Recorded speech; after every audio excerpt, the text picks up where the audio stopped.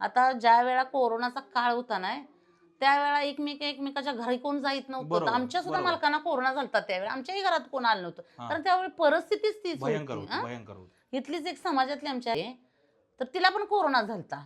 एक तर तुम्ही घराच्या बाहेर पडायचं नाही, एक तर तुमची मुलं बारकी आहेत, घरात पोटाला तर खायला पाहिजे. आजारी आहे म्हणून पोट थांबत नाही. त्यावेळा सर साहेबांना सांगून ग्रामीण कोट्याच्या 20,000चं तिचं लोन केलं. एकही समाजातला माणूस तिच्या घरी जात नव्हतं.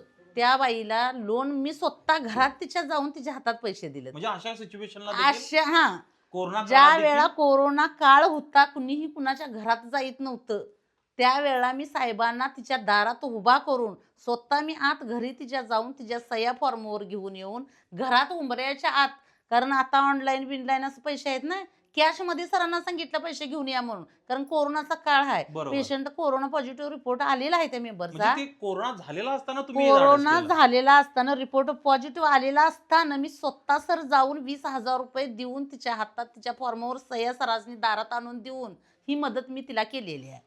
त्यामुळे कुठलाही मनुष्य बाबा माझ्या समोर म्हणजे मुका प्राणी जरी असला तर त्याच्या जीवाची पर्वा मी करणारी बाई आहे. अशाच नवनवीन अपडेटसाठी डिजिटल कोल्हापूर चॅनेलला सबस्क्राईब करायला विसरू नका.